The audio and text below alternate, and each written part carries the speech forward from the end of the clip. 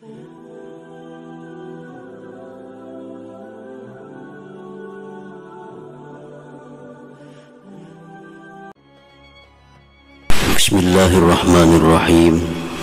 Para muhibbin rahimakumullah, kalau Israel itu paling terakhir makhluk Allah yang mati, lalu siapa yang pertama dihidupkan lagi oleh Allah subhanahu wa ta'ala? Malaikat pertama yang dihidupkan Allah sesudah matinya seluruh makhluk hidup, yang dihidupkan pertama oleh Allah malaikat Israfil alaihissalam. Israfil dihidupkan oleh Allah. Kun hayyan ya Israfil, jadilah engkau hidup hai Israfil. Maka hiduplah Israfil alaihissalam. Untuk apa Israel dihidupkan oleh Allah? Untuk satu tugas, meniup sanggakala. Wa nufikha fis-sur, ditiuplah sanggakala yang kedua. Ditiup oleh Israfil sanggakala yang kedua itu, maka semua yang dikubur, semua yang mati bangkit kembali. Bangkit kembali. Siapa yang pertama bangkit? Junjungan kita Rasulullah sallallahu alaihi wasallam. Rasulullah bersabda, ana sayyidu waladi Adam yaumal qiyamah wa awwalu man tanshaqqu anhul ard. Jar Nabi, akulah penghulu seluruh manusia di hari kiamat, dan akulah yang pertama belah bumi daripadanya. Jadi malaikat Israfil ini menurut pendapat yang mu'tamad dua kali meniup sanggakala itu. Pertama sanggakala ditiup, mati seluruh yang bernyawa kecuali orang-orang tertentu yang masih hidup.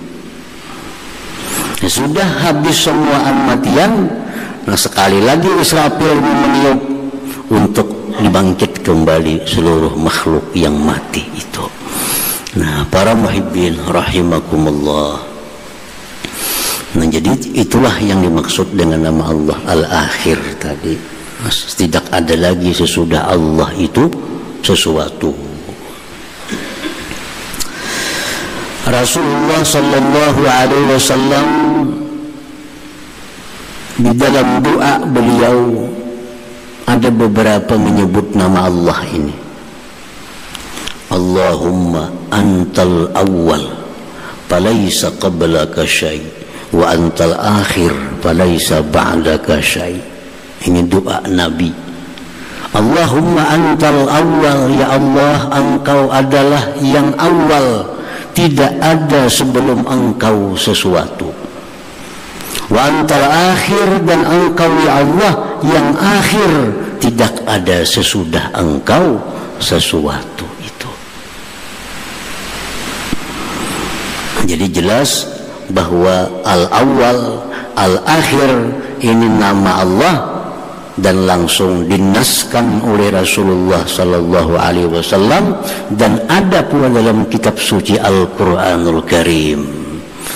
Dalam Al-Quran Allah berfirman, huwal awwalu wal akhir.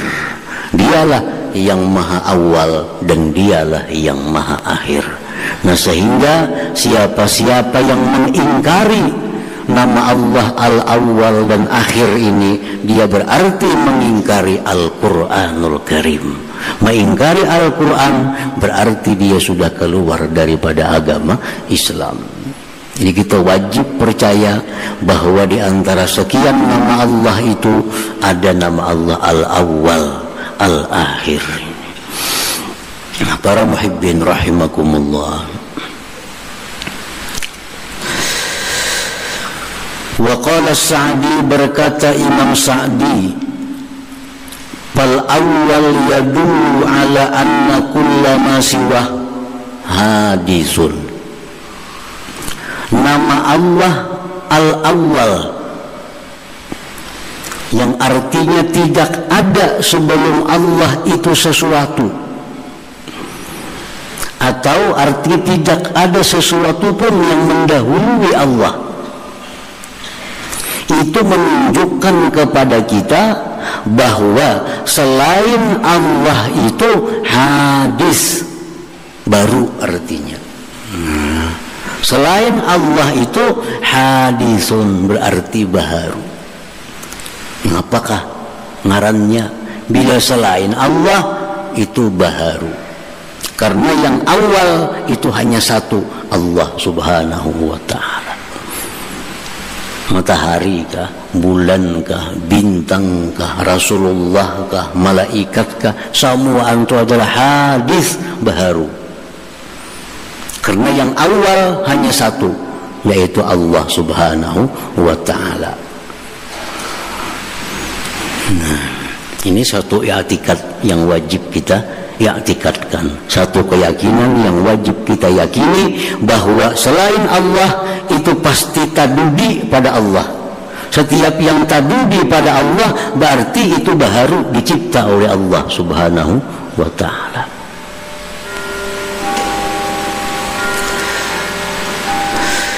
Wa kadzalikal awwal yadullu ala annahu ta'ala ghaniyyun an kulli ma siwah.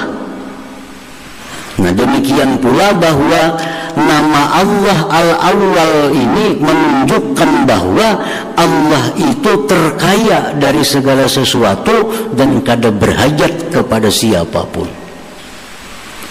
Karena dia ada sebelum adanya sesuatu. Berarti dia kada perlu dengan siapapun. Bahkan selain Allah yang perlu kepada Allah subhanahu wa ta'ala. Kita kawalah surangan dalam dunia nih. Kalau kawal surangan, mesti kita bahajat kepada orang lain. Mesti kita bahajat kepada makhluk lain untuk melangsungkan hidup kita. Nah, jadi yang terkaya, yang kada perlu kepada siapa jua pun itu hanya satu, Allah Al-Awwal ini. Para muhibbin rahimakumullah, para ahli hikmah, ulama-ulama yang diberi Allah rahasia-rahasia daripada segala macam sesuatu disebut ulama hikmah. Dia bukan hanya bisa memahami yang nyata dari sesuatu, tapi tahu apa yang tersembunyi dari sesuatu itu. Ini adalah ulama hikmah. Nama Allah Awal ini, ujar mereka itu bagus diamalkan untuk orang-orang yang katuju belalambat beribadah kepada Allah. Intinya kalau beribadah katuju belalambat, sembahyang katuju belalambat, bersedekah katuju belalambat, membaca apakah engkau paampihannya, sembahyang engkau pendudiannya. Nah, orang yang katuju belalambat beribadah kepada Allah ini, orang yang pemalas beribadah kepada Allah ini, ujar ahli hikmah mengatakan bagus mengamalkan ya awwalu, ya awal. Ya awal, ya awal, ya awal, ya awal, ya awal, ya awal. Berapa kali sehari? Sesuai dengan bilangannya. Awal itu adalah 37 kali. Ini bila handap ini bergairah sedikit, 37 kali. Nah, kalau kita bergairah hendak mengamalkan karena handap, jaka 2000 jar pasti bisa semangat kada kita. Nah, ini 37 sesuai dengan angkanya, alif 1, waw 6, lam 30 awal. Nah, jadi amalkan yang bersembahyang 37. Ya awal, ya awal, ya awal, ya awal, ya awal, ya awal. Bila pas tanda tasbih 33 tambah 4. Kadang alih kadang menghitung. Nah, 37. Nah, orang yang mewiridkan ini, mewiridkan itu artinya merutinakan itu, dibaca hari-hari, maka sifat malas beribadah itu akan hilang pada dirinya. Dia akan selalu menjadi orang yang awal untuk beribadah kepada Allah Subhanahu wa taala. Angka-anakan kah nang pina panguliran nasuruhnya membaca kada panjang juga.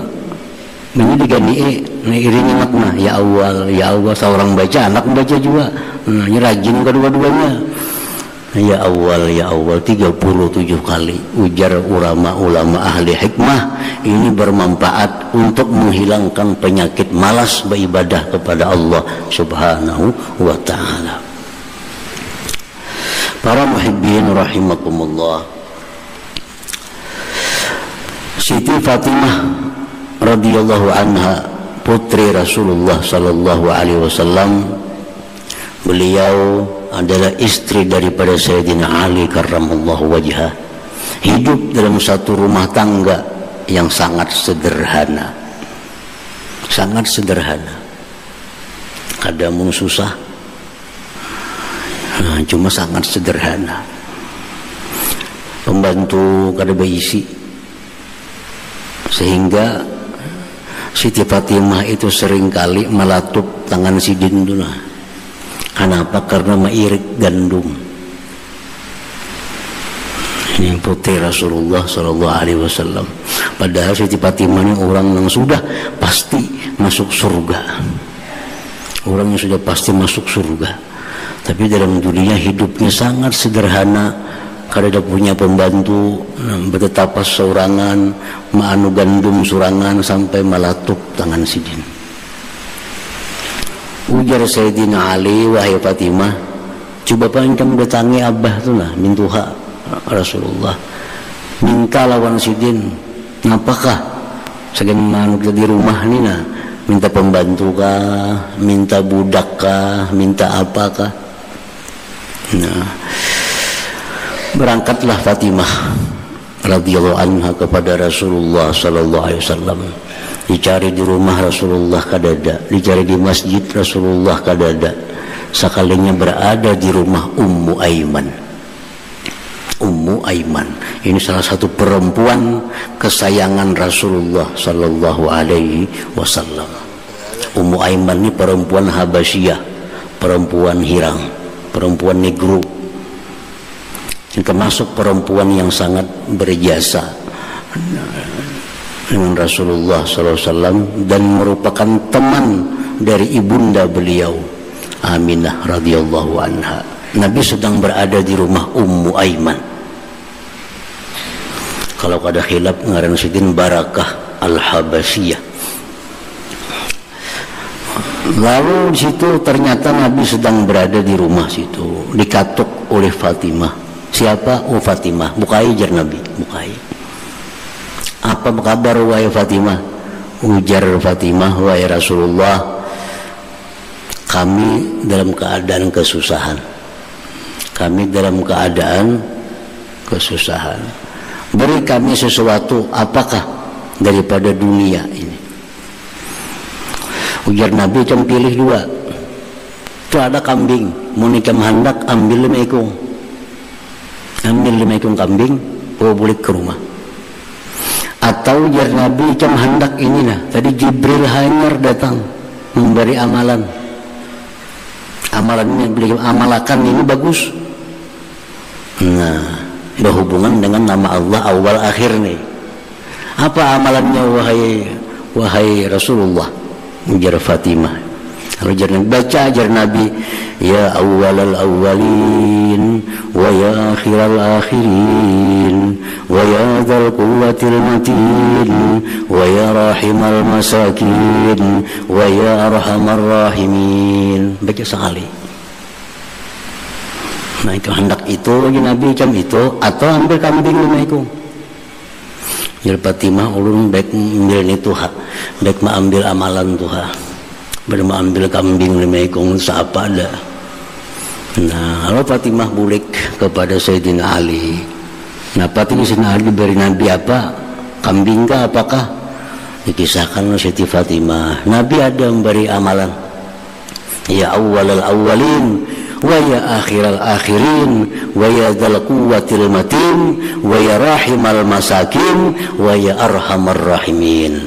Nah, orang yang mengamalkan ini akhirat, dan setiap orang yang mengamalkan satu amalan maka ini sifatnya akhirat. Orang yang melaksanakan akhirat pasti akan dapat dunia di baliknya itu.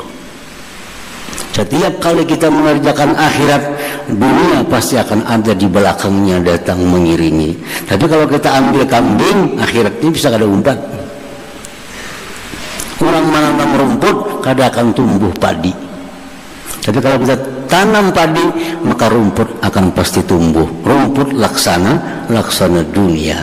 Nah, jadi amalan-amalan itu diamalkan oleh Sayyidah Fatimah radhiyallahu anha dan menjadi berkah kehidupan beliau. Jadi penting juga amalannya yang berhubungan dengan nama Allah. Ya awwalal awwalin, ya awwalal awwalin, wahai Tuhan yang awal dari segala yang awal. Wa ya akhiral akhirin, wahai Tuhan yang akhir dari segala yang akhir.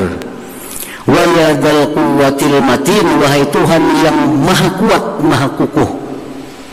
Wa ya rahimal masakin, wahai Tuhan yang penyayang kepada orang-orang miskin. Wa ya arhamar rahimin, wahai Tuhan yang maha penyayang di antara segala yang penyayang. Nah, orang yang mengamalkan itu jar ulama, maka hidupnya akan diberkahi oleh Allah Subhanahu wa taala, baik keluarganya maupun hartanya. Cukup sekali di sehari bacaan itu. Ya awwalal awwalin wa ya akhiral akhirin wa ya dzal quwwatil matin wa ya rahimal masakin wa ya arhamar rahimin. Dah sekali. Nah, diamalkan tiap hari, keluarga kita akan jadi keluarga yang barakah. Kalau mendapat keberuntungan, kebaikan baik dunia maupun akhirat.